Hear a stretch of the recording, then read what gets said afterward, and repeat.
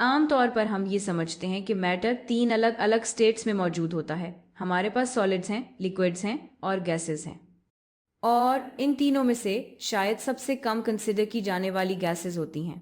और शायद इसकी वजह यह है कि हम गैसेस को ज़्यादातर देख या पकड़ नहीं सकते, लेकिन इसका ये मतलब नहीं कि गैसेस अहम नहीं हैं।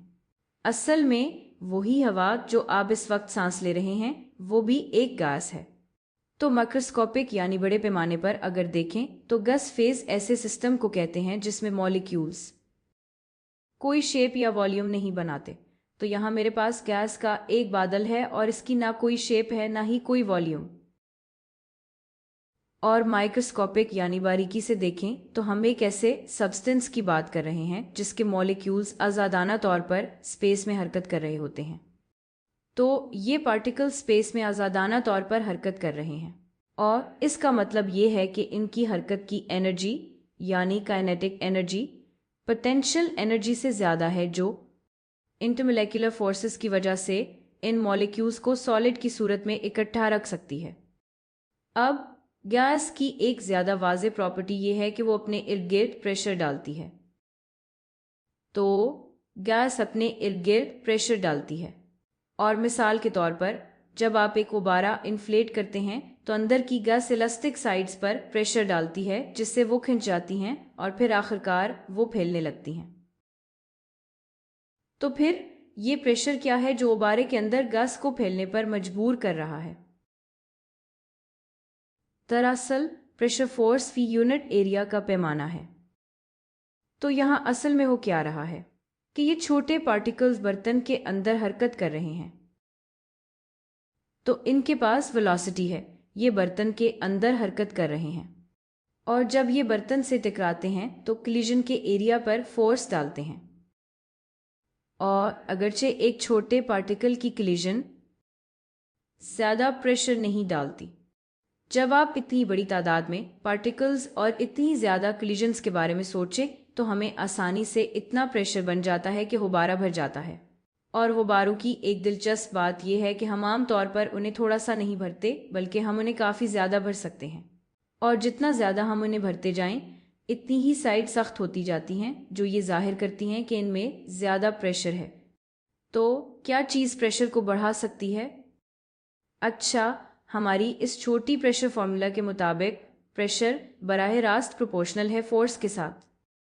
तो आइए सोचते हैं कि कौन सी चीज़ फोर्स को बढ़ा सकती है। हमें पता है कि फोर्स बराबर है मास ज़रब एक्सेलरेशन के।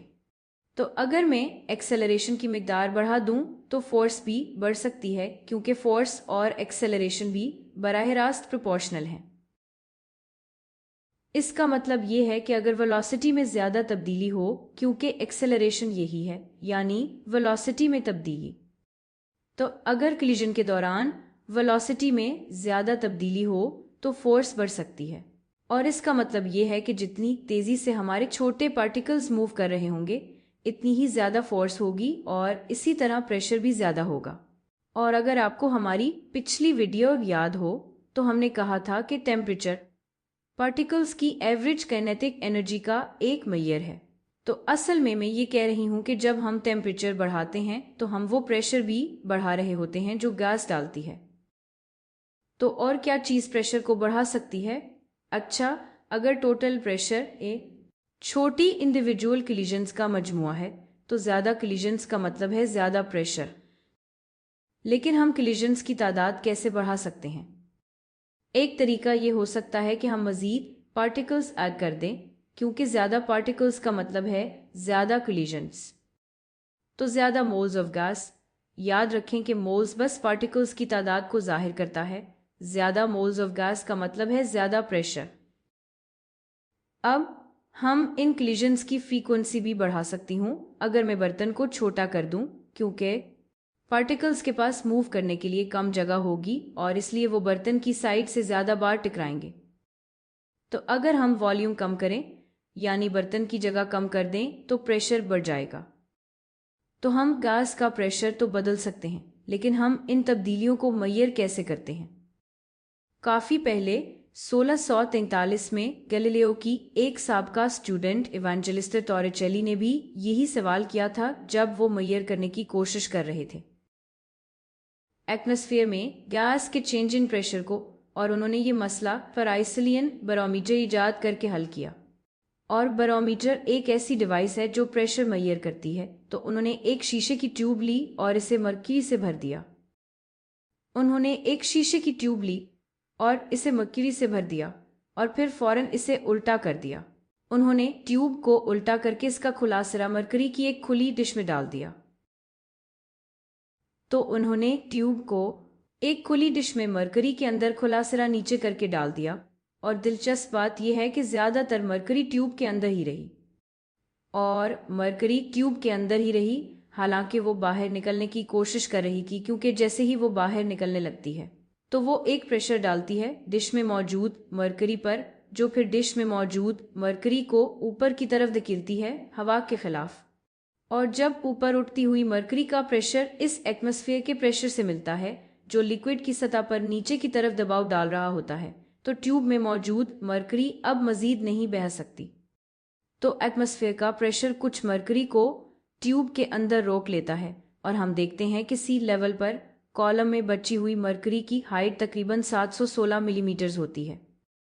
अब अगर हम कॉलम की हाइट किसी बहुत बड़े पहाड़ की चोटी पर मेजर करें तो कॉलम छोटा होगा, क्योंकि वहां इतनी हवा नहीं है जो खुले लिक्विड पर दबाव डाले, इसलिए कॉलम से ज़्यादा मरकरी बाहर निकल सकती है। असल में ब्रेकनविच कोलोराडो की स्की स्लोप्स पर कॉलम की हाइट सिर्फ तकरीबन 520 मिलीमीटर होगी। तो जब एटमॉस्फेयर का वजन कम होकर डिश में मौजूद मरकरी की सतह पर कम दबाव डाले तो ज़्यादा मरकरी बाहर निकल सकती है, तो कॉलम में मरकरी की मिकदार कम हो जाती है। और एक बेसलाइन कंपैरिजन के लिए हम कहते हैं कि एटमॉस्फेयर का प्रेशर सी लेवल पर एक स्टैंडर्ड एटमॉस्फेयर है या एक ATM है। और क्योंकि बहुत से मैनोमीटर्स जो कि प्रेशर मेजर करने वाले आम डिवाइसेस हैं मरकरी इस्तेमाल करते हैं, इसलिए प्रेशर को अक्सर मिलीमीटर्स ऑफ मरकरी में मेजर किया जाता है। और हम जानते हैं कि सी लेवल पर एक एटमॉस्फेयर बराबर होता है 760 मिलीमीटर्स ऑफ मरकरी के। और टॉरिचेली के एजाज में इस मिलीमीटर्स ऑफ मरकरी यूनिट को अक्सर टॉर भी कहा जाता है। तो एक एटमॉस्फेयर बराबर है 760 मिलीमीटर्स ऑफ मरकरी के, जो कि 760 टॉर के बराबर है। अब क्योंकि प्रेशर दरअसल फोर्स फी एरिया को मेजर करता है और फोर्स के लिए SI यूनिट न्यूटन है और एरिया के लिए SI यूनिट स्क्वायर मीटर है, तो हमारे पास प्रेशर की एक और यूनिट भी है जो है न्यूटन फी स्क्वायर मीटर, और इसे हम पास्कल कहते हैं। लेकिन अगर हम सी लेवल पर एटमॉस्फेयर का प्रेशर पास्कल में मेजर करें तो हमें मिलता है कि एक एटमॉस्फेयर बराबर है 1,01,325 पास्कल के। तो इसलिए मैं चाहती हूं कि पास्कल को भी जल्दी से मेंशन कर दूं, क्योंकि ये प्रेशर की एक ऐसी यूनिट है जिससे हम दूसरे स्टैंडर्ड यूनिट्स में ट्रांसलेट कर सकते हैं। लेकिन ज़्यादातर ये नंबर इतना बड़ा होता है कि हम आम तौर पर प्रेशर को एटमॉस्फेयर या टॉर में मेजर करते हैं, ख़ास तौर पर जब हम गैसेस के प्रेशर की बात कर रहे हों।